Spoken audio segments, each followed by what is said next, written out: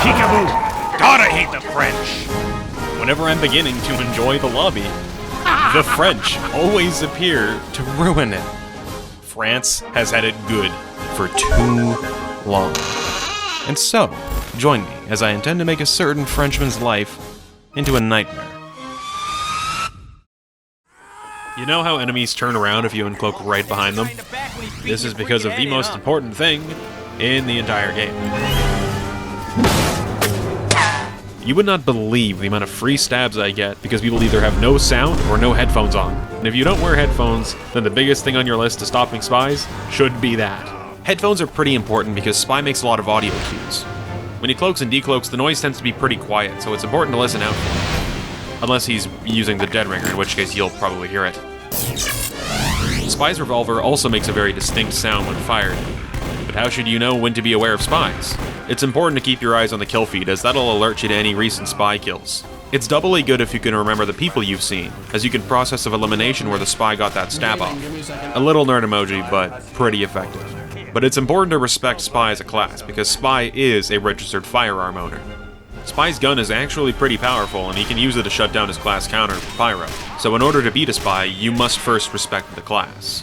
Any and every Spy could be an absolute god with a revolver if you don't know them. Spy's gun outranges most of the characters, and he does pretty decent damage if he's reliably hitting his shots. But it's important to remember that Spy only has 125 HP, so he's far from invincible. But all of this is put on the back burner considering that most Spies in Casual forget that they have guns to begin with.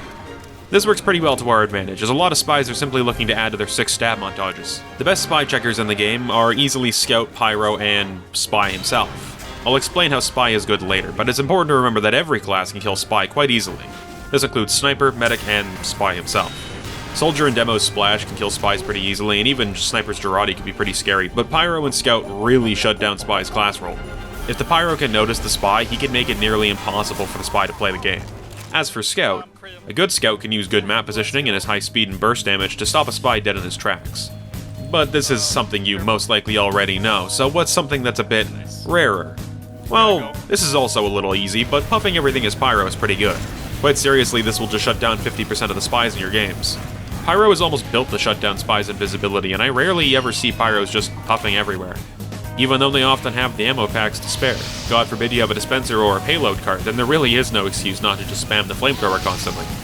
Puffing the area is good, and it's probably what you're going to be doing, but taking ammo kits in the backlines and sidelines is just as important. If you have a friendly engineer, it's probably best not to take all of his metal, but just consuming ammo packs that are near the front can really mess with a Spy's ability to stay fully invisible. It's also important to keep an eye out for randomly disappearing ammo kits. If they're the ones off dead bodies, then that's fine, they despawn, but these ones here, they never despawn. If they disappear, that's a Spy. But what if we wanted to get, like, stinky? Like, really stinky? Well, do you notice when you respawn, you see this outline on all friendly players? Valve, in their 400 IQ decision, decided to add disguised spies to this spawning wall hack. This lets you spot any uncloaked disguised spies, especially if they're Scout, as their slow walking speed instantaneously gives them away. You can change classes and abuse this wall hack to just shut down spies that are either near your spawn or within reach of the objective, because not only does the game give you wall hacks upon spawning, but they don't go away for quite a long time. This is absolutely fatherless behavior, but for victory, a small price. But let's say you're struggling with a different kind of spy. Maybe it's a Dead Ringer spammer or a kunai spy. This is where Spy becomes a good spy counter. Backstabbing a kunai spy or a Dead Ringer spy will instantaneously kill them every single time, no matter how much health they have. Kunai spies caught in a pinch are usually going to look for someone not paying attention to get some extra HP, and Dead Ringer spies are usually looking for the nearest health kit. You can often play Spy yourself and simply wait for them to make a move. If they present their backs for stabbing, that's a dead Spy. However, it's important to remember that you might need to sneak up on them. Spies can be good, and some of them can be pretty trick-stabby. But Spies tend to focus on their stab target once they've chosen it, so it can be pretty easy just to stay in the backline disguised as something inconspicuous, and backstab the Spy as he uncloaks or runs up on the approach. But, like, this isn't even the worst of it. It is currently time for the dirtiest, stinkiest, downright putrid way to stop Spies, and this is going to require 2 players to work.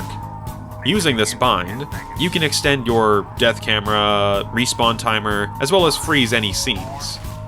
This camera will always have those spawning wall hacks that I mentioned. Simply what to do is spectate one of your friends and keep an eye out for spies who try to sneak up on them, or players who just pop into existence from nowhere. This can really help to shut down those really good spies. Just be careful not to make your respawn timer too high, as it can become noticeable and other players might kick you if they catch on to your strategy.